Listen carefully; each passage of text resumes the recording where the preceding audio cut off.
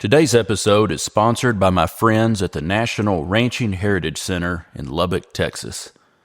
The National Ranching Heritage Center on the campus of Texas Tech University tells the story of ranching in the American West through over 50 historic structures.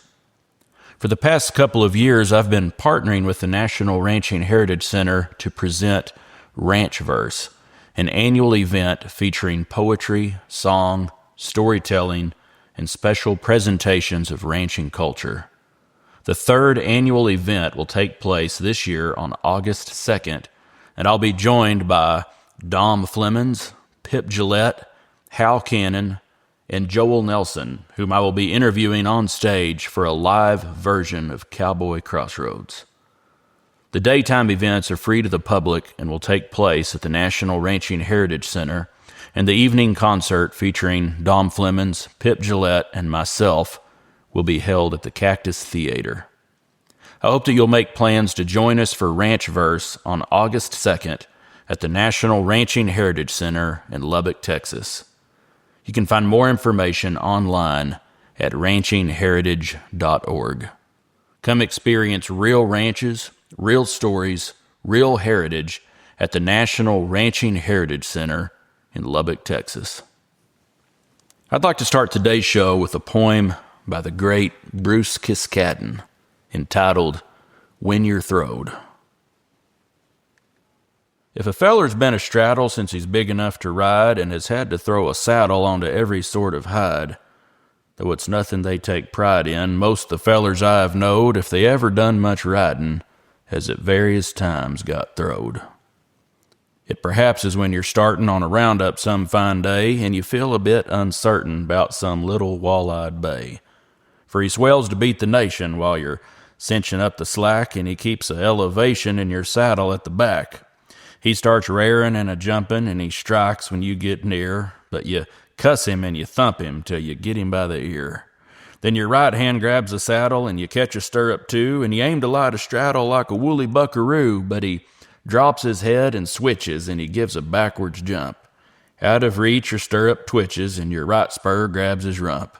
And stay with him, shouts some feller, but you know it's hope forlorn, and you feel a streak of yeller as you choke the saddle horn. Then you feel one rein a-droppin', and you know he's got his head, and your shirt tail's out and floppin', and the saddle pulls like lead. Then it ain't no use a tryin', for your spurs begin to slip. Now you're upside down and flying, and the horn tears from your grip. Then you feel a vague sensation as upon the ground you roll, like a violent separation twixt your body and your soul. And you land again a hummock where you lay and gasp for breath, and there's something grips your stomach like the awful clutch of death. Yes, the landscape round you totters when at last you try to stand, and you're shaky on your trotters and your mouth is full of sand. They all swear you beat a circus or a hoochie-coochie dance, mopping up the canyon surface with the bosom of your pants. There's fellers give prescriptions how them broncos should be rode, but there's few that gives descriptions of the times when they got throwed.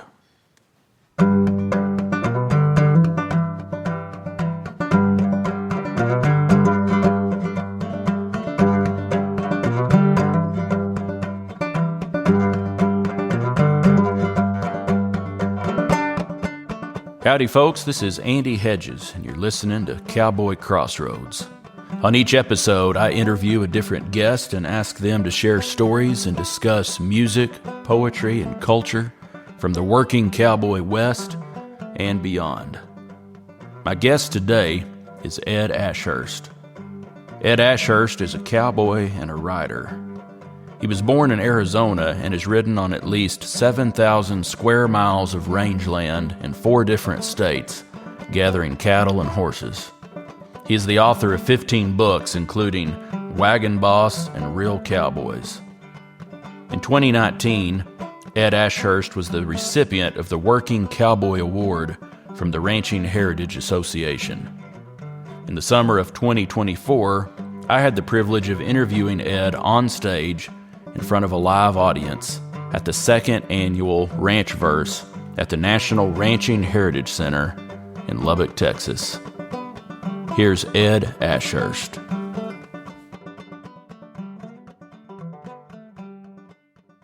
My great-grandparents on my father's side were born in Missouri in the 1840s, but they ended up in Northern California, and they got married in Red Bluff in 1870 and come across northern Nevada into northern Arizona with 3,000 sheep in about 72, settled west of where Williams is now, and drouthed out, moved south of Flag.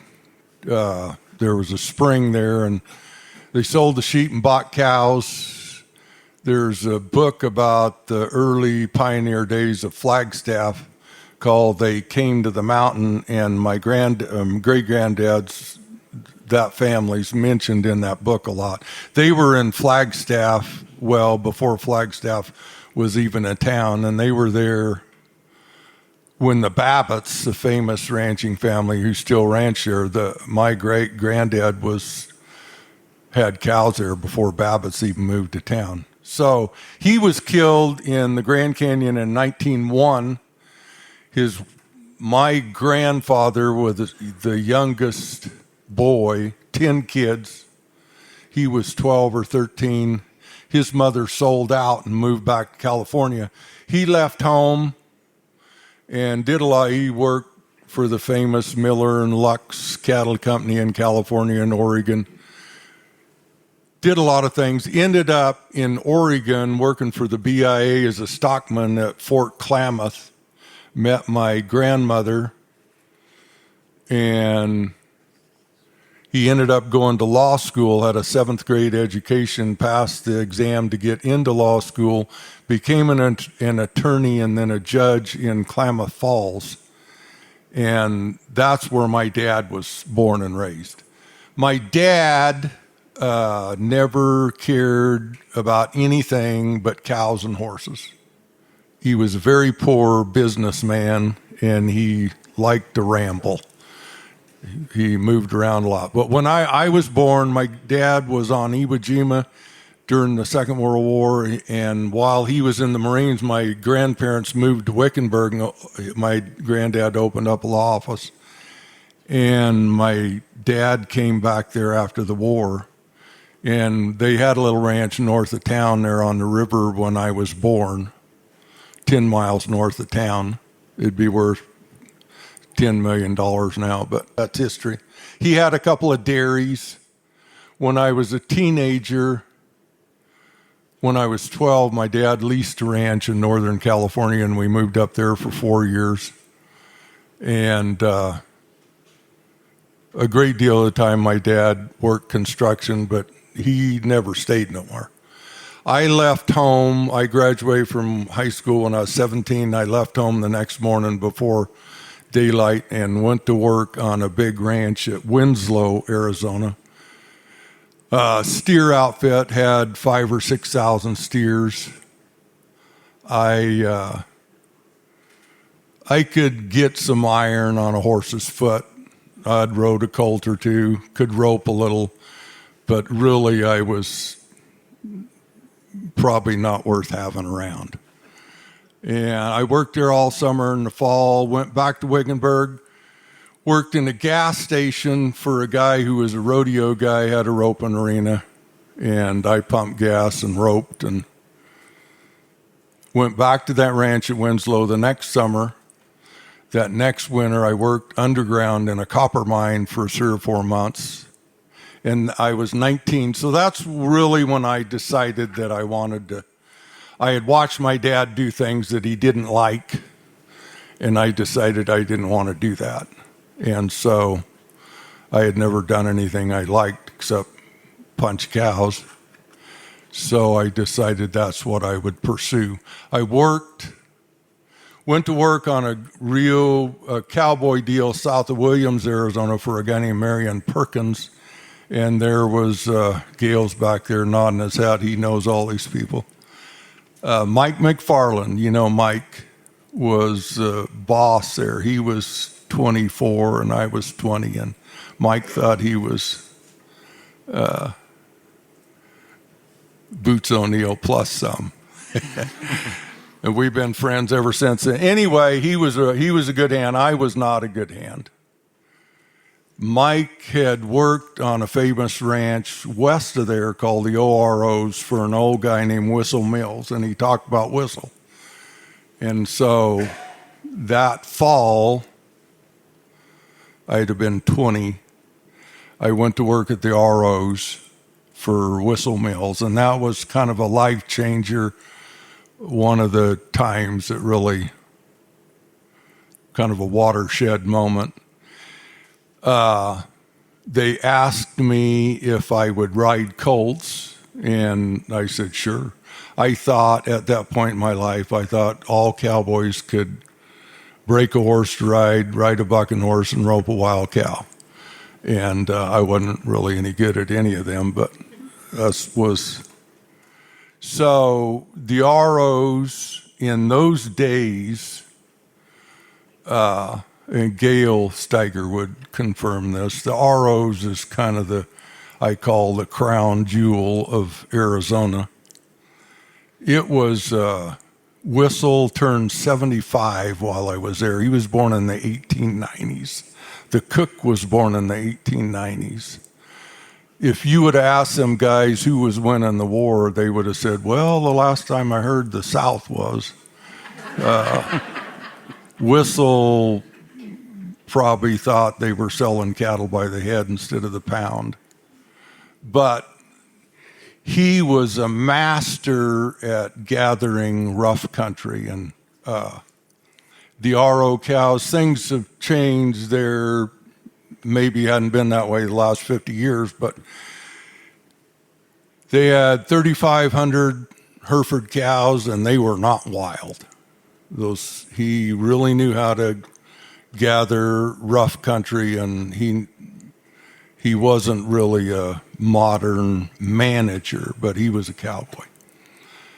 And they gave me 7 horses to ride. 2 of them were old, and the 5, 3, and 4-year-olds. They kept asking me. They had the best remuda I was ever around, but bar none. They were old horses. They had a stud there that had Peter McHugh on his papers, which is Peter McHugh died, I think, in 1924. Old type horses, but beautiful, and they were gentle. They had a lot of bone, had big, round, healthy feet. But they had a hard time getting young guys that would ride colts. So I worked there a week or two, and I didn't know what I was doing, but I had no fear of anything, and I was strong. And they'd lead another one. Well, I'll ride this one then. I remember they led out a bay colt, a 3 or 4-year-old, most beautiful horse I've ever seen, even since then. Had a name, Yo-Yo. I thought it was the stupidest name I'd ever heard. Absolute beautiful horse. And he had been ridden maybe 4 times. Had probably never been out of a corral. And I'd just saddle him up and get on and go.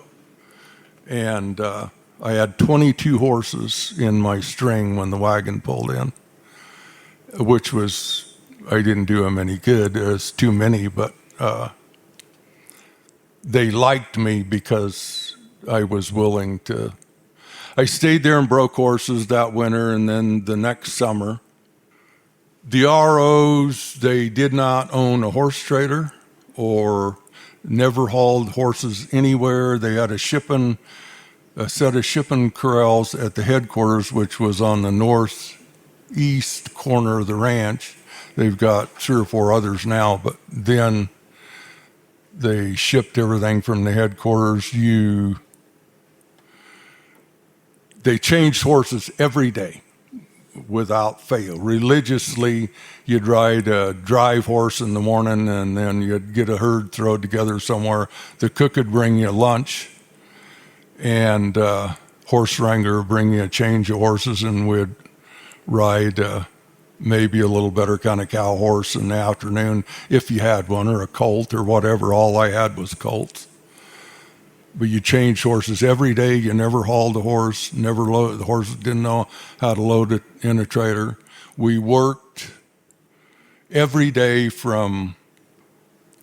I went to work there the 1st of September and didn't get a day off till Thanksgiving. We worked every day. One difference in that day and time and now, and I've been a boss now for 35 years, which is probably not anything to brag about, but one of the downsides of the modern world, in those days, nobody had a cell phone, nobody had a computer, there was no TV, there was no electricity. You stayed out sleeping under a cedar tree somewhere, didn't go to town, and people actually talked to each other. And people read books or had a cook tent and a fly over the wagon, but there was always a fire outside called the bullshit fire. I mean, excuse my language, but that's what they called it. And everybody sit around that fire and they visited. Nobody had a cell phone. There was always a 10-man crew, 10 men, the horse wrangler and the cook, but there would be at least one person in the crew that could tell a story. And people told stories. They visited. Anyway, I worked there.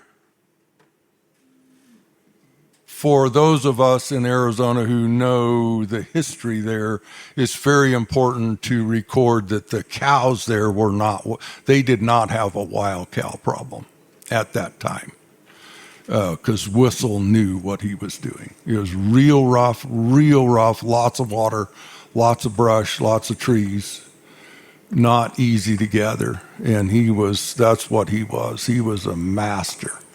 He turned 75 there. He and I, one time, there was one little piece of country on a mountain there they hadn't gathered in 7 years for I don't know why, and they took 3 or 4 of us up there, me being one of them. And there was a little bunch of trashy cattle in there, and we worked there for 4 or 5 days and tied cattle up and did that type of thing. But one day during that time, 2 bulls, maverick bulls, were running off, and I was chasing one, Whistle was the other. He was 75 and I was 20, and he tied his. I got mine tied down, but he was tying his down before I had mine roped. So 75 years old. There was no management. They branded in the spring, shipped in the fall, and packed a little salt, and that was it. Didn't put out any supplement. They got a good calf crop. I don't know what it was, but I think it was probably in the low 80s. They didn't even have a squeeze chute on the ranch. It was an old-time deal. I worked there for a year and a half or so, went to the Diamond A's the fall of 72, I think, and they were liquidating their cow herd. They had over 17,000 Hereford cows. I helped gather and ship them. Worked on the YOLO Ranch that winter and stayed in the camp, and went through the spring roundup on the mule shoe for a famous, really good cowboy named Johnny Andrews in the spring. Went to Nevada that summer and broke horses for a legendary Nevada guy named Charlie Chapin, another one of the greater people I've ever known. And went back to the Diamond A's. They had 35,000 steers, I guess. Helped gather them. I helped load the last cattle ever shipped on a train at Seligman that fall of 73. We loaded 1,750 steers on a train, and took us maybe 45 minutes. Had 3 loading chutes. You could load 3 cars at a time. Those railroad cars had 1 compartment, put 100 steers on them. They'd spot 3 cars at a time, and we shipped 1,700 steers in less time than you and I will be up here. Helped move quite a few herds, a lot of herds of cattle of over 2,000, several over 3,000 head of steers, moving them. One funny story, I worked for a character there, ended up working for him 3 times, named Mike Landis, Boots O'Neill, who I've worked with quite a little bit later. But Boots, to verify Boots's authenticity, this guy Mike Landis, who was the wagon boss at the Diamond A's when I was there. Well, they ran 2 wagons. I worked for Mike both times I was there. He was at the JA's right down here in 1949, I think, when Boots, and I've heard Boots tell the story, and he's told it to me 20 times. He was 16, I think, and Landis told me this story. Boots wasn't famous in Arizona then. He's famous everywhere now. But he was working there when Boots come to work there. And Boots was 16. And Landis said the crew there on the Jays heard they got this kid coming out here, and he claims to be a bronc rider. And Landis said he showed up, and the wagon boss, they had an outlaw horse there that was completely worthless. And the only thing it was good for was to buck somebody off. And they roped that horse and let him out and made Boots get on him, Okay, kid, you claim to be a bronc rider. And Landis said they could not buck Boots off.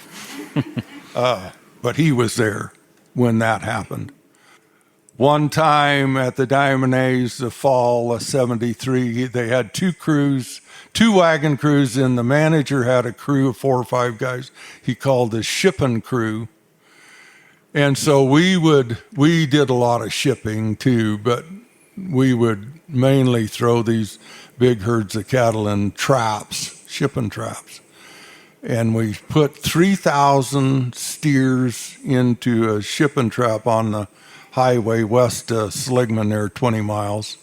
And 3 days later, we put 3,000 more in there right behind them. And the shipping crew, which was the manager and 4 guys, or 3 guys, and Mike Landis, the wagon boss, he didn't like the manager. So the manager had this crew down on the south end along Old 66 there, putting this 3,000 steers across the highway to some shipping corrals there, and had the highway patrol there, the freeway wasn't done yet, and had traffic backed up for miles. And as they were down there on the highway, we were north of there 4 or 5 miles, just flat, open country, putting another 3,000 head in that same trap. And we could see these guys down there, cattle just going looked like a nuclear bomb had run off, and they were having lots of trouble. So we counted our cattle in there, and there were 8 of us. And I thought, well, we'll lope down there and help them guys. We could have loped down there in 10 minutes. And Landis, he stops and he rolls a Bull Durham cigarette, and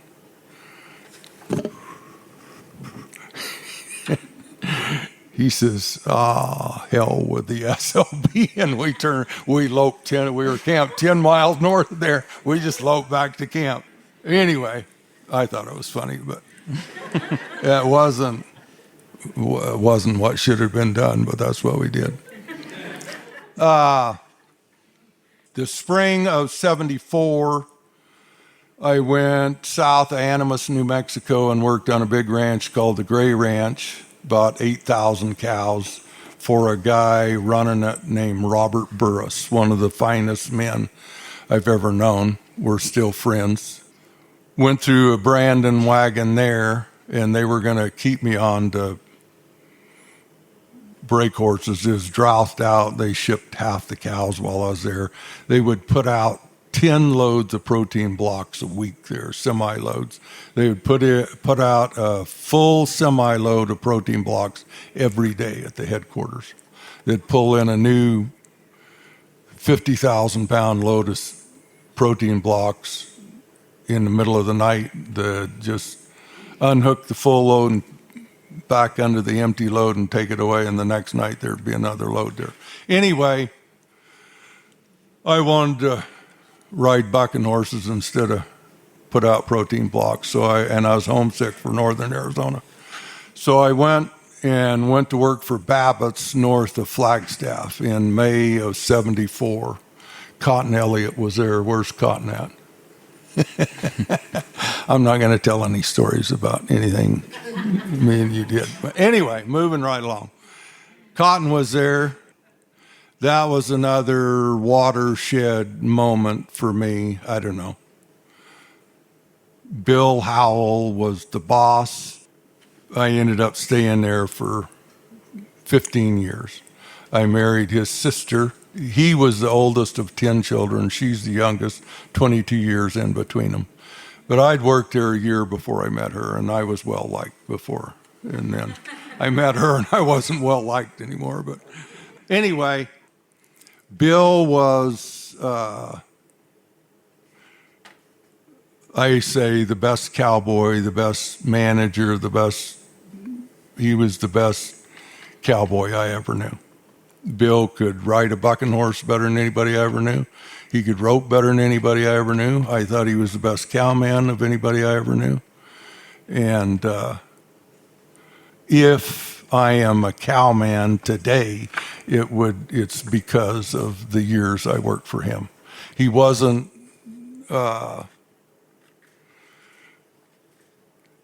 Bill, a lot of guys didn't like Bill. He was very honest, wasn't a liar, and he tried to be fair, but he wasn't necessarily nice. He never asked anybody to do anything. He said, go do this, and you did it, or you got a job somewhere else. But he could do stuff. Bill could do stuff. The second day I worked there, Cotton was there. You remember this, Cotton? We were pairing out. We paired out 99 pairs and put them into a water lot to brand calves, and Bill was riding an outlaw horse called Coon, and he was a bucker. He didn't crow hop around, he bucked.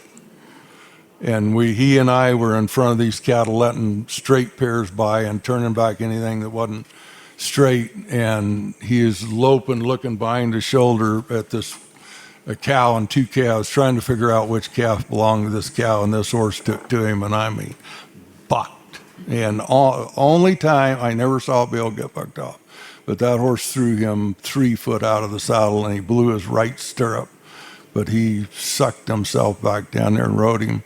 We put the cattle in the corral, and it was his turn to rope, and he roped 99 calves and never missed a loop on a horse that most guys wouldn't have put their saddle on. He could do stuff. In the spring, you constantly moved cattle there, moving cattle. And he was a fanatic about keeping cows straight. You'd trail a herd somewhere and you'd pair them out. And those cattle had been worked that way so much that they would almost work theirself if you'd kind of let them. But as you'd move, you'd start letting pairs by you, and if the cow wasn't paired up correctly, you'd turn her back, everything, and work fast. A lot of ducking and diving, and had to use your head. And a lot of guys didn't like it. Bill could really put pressure on a guy. I loved it. I thought it was the funnest thing I ever did. But Babbitt's at that time had a horrible reputation for having bucking horses. Their horses were big. A lot of them wore number 3 shoe, weighed 1,200 pounds. Some of them weighed 1,400. They had no feeling. You couldn't turn one around inside this building. But you could ride them unmercifully hard and not hurt them. And some of them darn sure bucked. But I don't know. For some reason, that deal fit me. I liked it. And you roped a lot. Bill liked to rope. Did a lot, branded a lot of calves outside in a roundup, necking them and dragging them out there without a corral. and flanking them. Did a lot of cowboy type of stuff. No squeeze shoot. Bill, in those days, and that's one difference, I think modern people today don't work cattle outside as much. You work cattle outside all the time. You'd throw a herd together and the crew would be around the herd and one guy would be in the herd cutting cattle out and everything, but you didn't have the use of a corral as much. And all those years, I know for a historical fact that all the years I worked there, Babbitt's made money. They had, on the one ranch they called the COs, I know they had a 83 to 86% calf crop every year. The other ranch they called the Cataract Ranch, there were years they'd have a calf crop in the 90s and never preg tested any cows. Bill would cut those cull cows by sight. You'd throw a herd of cattle together in the fall, and he just would look at a cow and decided if she was any good or any. They had good cows. They were fertile, and didn't preg test, didn't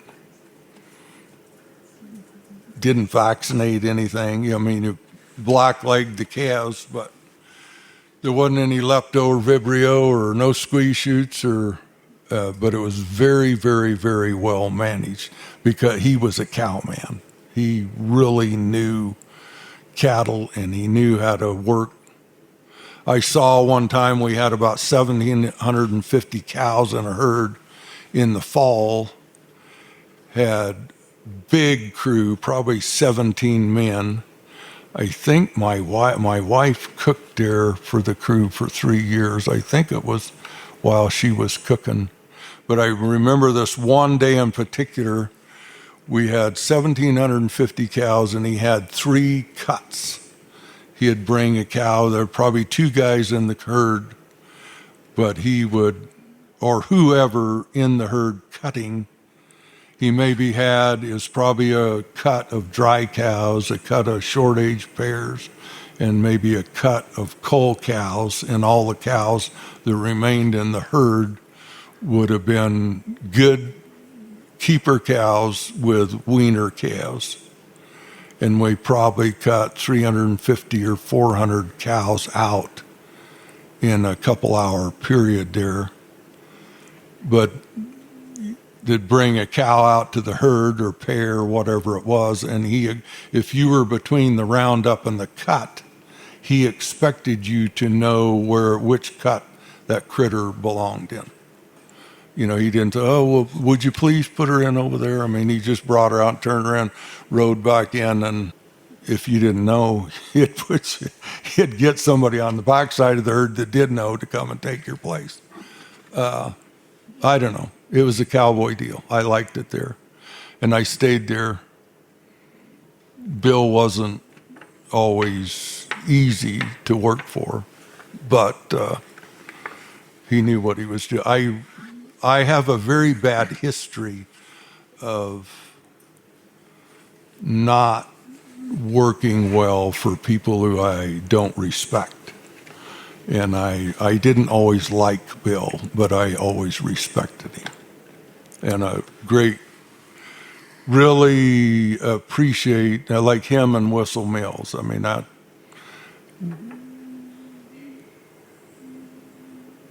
I feel very fortunate to have worked with guys, or for guys like that.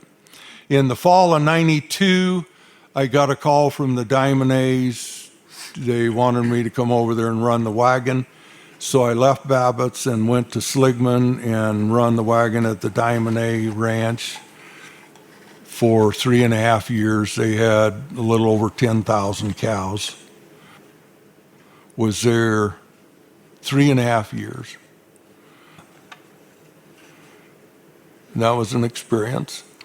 When they hired me, they told me, says, we have a real mess on our hands and it's up to you to straighten it out. And I straightened it out and it made them mad. But They had a little over 10,000 cows. We would ship there. I did what I wanted to there. I pulled the wagon out when I wanted to, pulled it in when I wanted to, worked where I wanted to, when I wanted to. In the fall, like in September, they would say, okay, we'd like to ship 4 loads, say the 18th of September, and 4 more loads the 22nd of December. Or they'd start giving me shipping dates, and sometimes I would ask to have that adjusted a day or two one way or the other. But in 3.5 fall roundups, I can honestly say that we ship, 8,000 or 9,000 head of cattle every year. Usually 4 loads at a time, sometimes 2, and a couple of times 6 loads at a time. Sometimes we'd have 2 or 3 shipping dates in a week. I would never have more than a shipping ready ahead of time. You just couldn't do it. Didn't have the holding pastures or the time or the men or whatever. So in 3.5 years, I never once had to cancel a shipping, or I never failed to have enough cattle in the corral. I never called and told them that I couldn't do it. We always had the cattle in the corral. Branded probably 8,000 calves a year. Work one time there, I had 22 men, which is too many, but on that deal, a 12 or 15 man crew was about perfect. Would have a cook and a horse wrangler. And so I left there in 96. In the fall of 96, the gentleman that I worked for offered me a job running a ranch south and east of Flagstaff. And we moved in there. He said, you can die here. I'm never selling this ranch. And 3 months later, he sold it. And he bought a ranch in where we are now in Cochise County, 20 miles north of the border. And we moved down there, and we're still there, working for the same guy. He's been very, very, very good to us. It's been a very good job.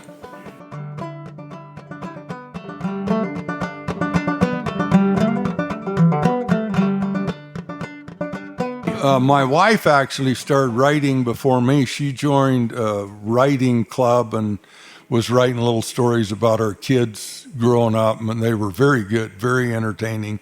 And she was having so much fun, I got jealous and wrote a story or two. And then we live on the border there, and I got pretty involved in the politics of the border, which was very ugly. And in 2010, a neighbor of mine was murdered by a narco, and that it was like living in a war zone, and things really went nuts there. And I was the nuttiest person on the block. And I wrote out of frustration and mad at politicians and just mad. I wrote, it was horrible, really. It was horribly written piece of literature, but I called it a border manifesto. And it was rants, what it was, and it was very poorly written. But I was going to email it. We had just bought I didn't even know how to turn a computer on. My wife, we had an email list of maybe a dozen people. And I had a friend in northern Arizona, Sally Bates. Sally says, why don't you write something and I'll have it printed? And so I told my wife, I says, well, send that to the people on our email list, which was maybe a dozen people. And within 2 weeks, that had went around the globe. It was printed in a newspaper in India, in Canada, and it kept coming back around. And I was an internet icon overnight. And it was horrible. It was very, very, I'm almost ashamed of it, but it was the truth. And that's what appealed to people, was just the fact that I was telling this, spilling my guts and telling the truth. So I wrote another one. So after several of those, I got tired of the negativity of it, even though every bit of it was the truth. But I had kind of discovered that I enjoyed writing. And so I decided to write a book. And so I wrote that first little book I called Miracle or Coincidence. And I did that. And, at first I was like, well, I'm a dumb cowboy. I can't write a book. And I wrote that book, and there's nothing to that. And so I wrote another one, and now I'm about to launch number 15. So that's how I got started.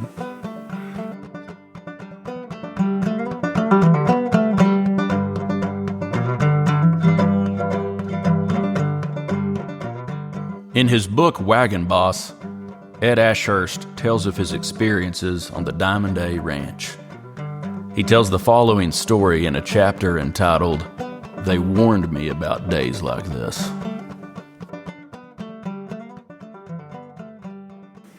The guy I was working for, he hired these two kids, and the one kid, he was a little kid. And the other guy was a great big red-headed mongrel, and they knew nothing.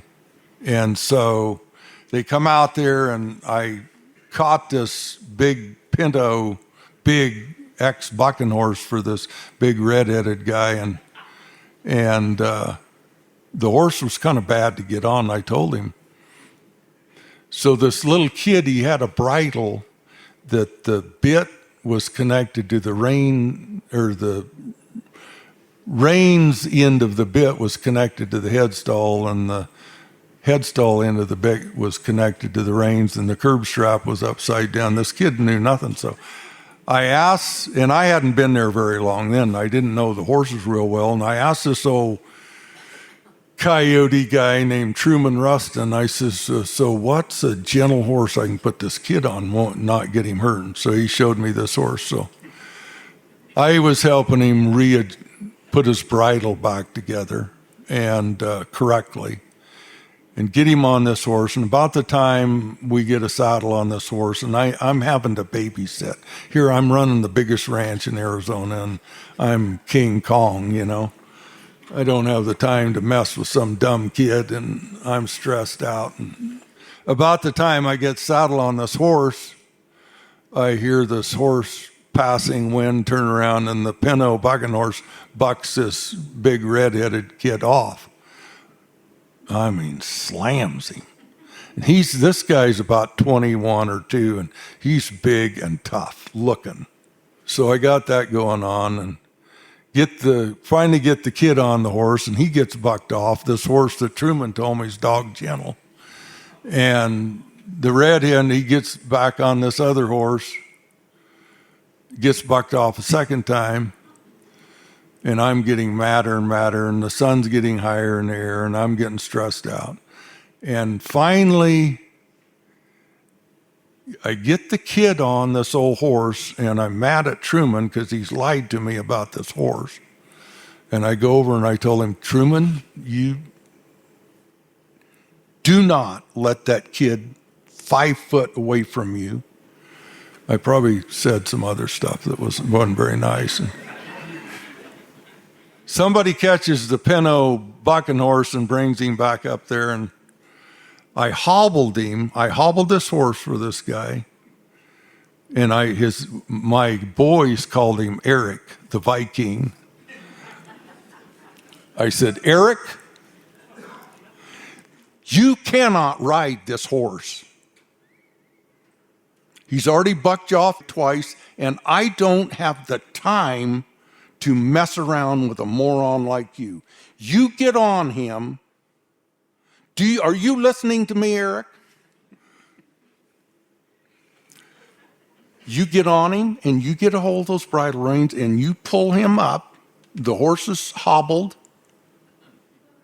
and I'm going to reach down and unhobble him, and you get your hand on the saddle horn, and you keep a hold of them reins, and do not let this horse buck with you. You understand? Yeah. I unhobble him. He gets on him, and he just bucks him off a third time, and he lands on his kidneys, and he's laying on the ground just writhing in pain, and I think he's going to die, and I don't care. And I go to cussing on him, and we're 60 miles north of town in the middle of nowhere. I mean, and I am really chewing him out. And he's laying there screaming like he's having a breech baby. And all of a sudden he just jumps up and he says, "Well, I'm just an old boy trying to make a living." So we finally take off, and I tell Truman, "Do not let this kid out of your sight. You told me that horse was gentle. Don't let this kid get hurt." So we take off. We made a good drive. Get on down the country, do whatever we're doing with these cows. And Truman shows up without the kid. I says, "Where's his kid name was Jesse." I says, "Where's Jesse?" "Oh, he's coming. Sorry, little so-and-so. He's all right." And I see this kid riding down the road, and he's all hunkered over doing about this horse is just, and we lope up there, and this kid's kind of whimpering. And I said, "Jesse, you all right?" And he's whimpering, he won't answer. "Jesse, you all right? Jesse, talk to me." And he falls off this horse in a fetal position, and he's laying there, and I think, well, I've killed him. And I jump off, and I got him in my arms like a baby, and I'm trying to, and we get him loaded in a pickup. Flagstaff's 90 miles away, dirt roads. I haul him into town, and on the way into town, he'd lean against the passenger's door crying, and every once in a while he'd let out a blood-curdling scream that would scare you. And this kid's hurt. Get him into town, and they disappear back in the bowels of the hospital for a couple hours. Finally, this doctor comes out and says, "He's fine. He's just a kid. He hadn't hurt any." "He's not hurt?" "No, he's just scared." So I load him back up in the pickup, and I like the kid. I mean, he was a runaway. He's about 15. I don't even know where he was from. So the next morning, I'm thinking I didn't want to run the kid off. But I just couldn't. We needed to make a change. And I got him off to the side, and I says, "Jesse, I want you to stay here and you hood for the cook." He says, "What's that mean?" "Well, you chop wood and pack water." And he says, "Well, I quit." "What are you quitting for?" "I'm way too good a hand to be a hood." And he quit. So one time there at Babbitt's, I'll tell you a couple of roping stories. I'm a roper. I know lots of good roping stories. One time, 55 years ago, there was two kids come to Babbitt's there and worked for Bill Howell who had less patience than me. And my friend Charlie Gould named one of them Concho and the other one Washout. Concho and Washout, and they weren't real handy. So one day, they had a bunch of cattle pen, was branding calves, and I think it was Concho was on this big bay Breeze horse. They had a stud there called Breeze, and his colts, you could not hurt one. You couldn't hurt one with a chainsaw. And they had no cow, no feeling, and a lot of them bucked, and they were big. And he was dragging calves on, it was Washout, dragging calves on had a long rope tied to a saddle horn. And he wasn't roping very good. And pretty soon, and he's having lots of grief, and everybody's standing around, but there was probably some knuckleheads like Cotton or Charlie Gould kind of giggling at the guy. And Bill Howell would have been in a bad humor, and because things weren't going good. And he coils his rope up tied to the horn, and he just throws a temper tantrum and throws his rope down in front of this horse, and the horse walks over it. And he rides by Bill and says, put somebody else in it, because he ain't getting nothing caught. This rope goes down, tied to the horn, down between his horse's legs. And about 30 foot behind him there, he's pouting, riding out of the herd. His loop, which had got about that big, pulls up on the hind foot of a cow, and he don't know it. Well, when the horse got through bucking, the corral didn't exist anymore, and the cows were scattered. So there got to be the Babbitt Ranch bordered the Navajo Indian Reservation for 40 miles, and a lot of that there was no fence, is on the Little Colorado River. And there was always trouble with Indian horses getting on the ranch here. And the Indians, there were some Indians down there got to stealing from each other. And they'd ride up and down that river in them salt cedar thickets, branding each other's calves. And I rode down there one day, and I saw 36 full-grown steers, big steers, full-grown. I went back and told Bill, man, this is kind of a mess down there. So we got to going down there and catching those steers.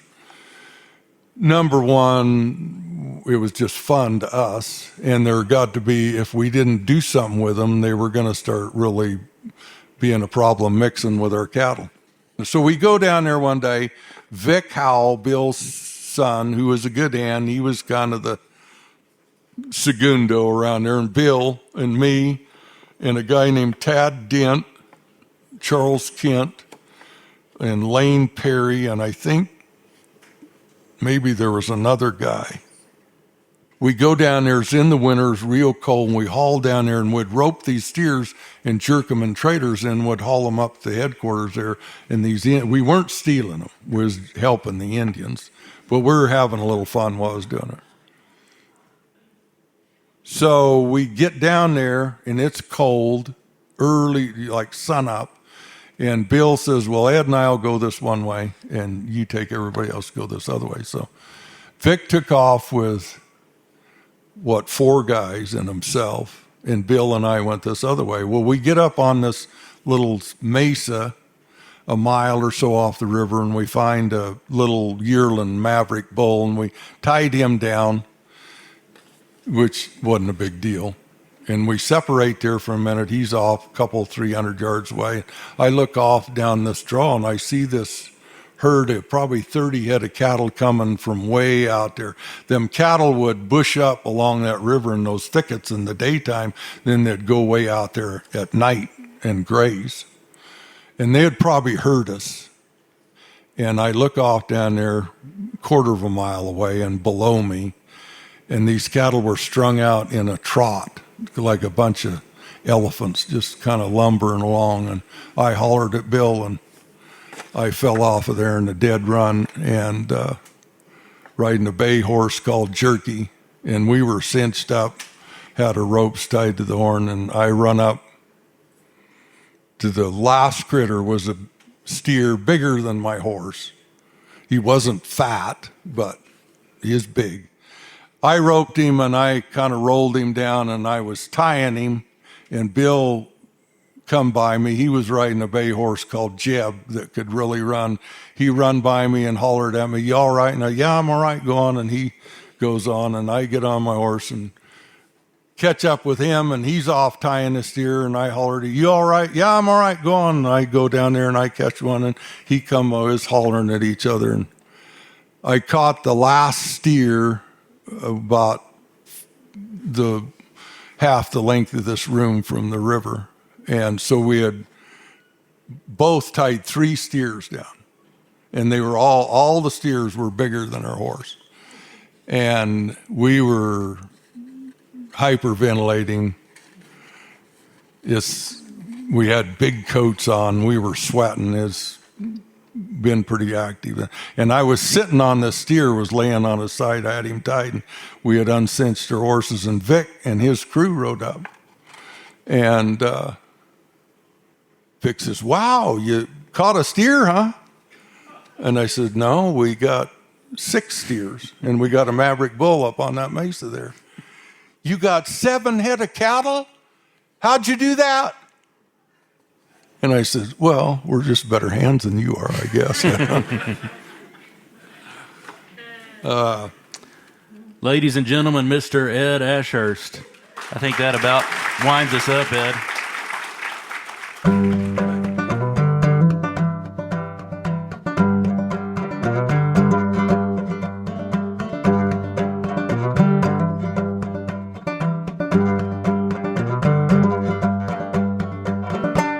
All right, folks, that's it for today's episode. I'd like to thank Ed Ashurst for taking the time to visit with me. I'd like to thank the National Ranching Heritage Center in Lubbock, Texas, for sponsoring this episode. You can find out more about them at ranchingheritage.org. I'd like to thank Hal Cannon for playing the Cowboy Crossroads theme music. You can find out more about Hal at halcannon.com.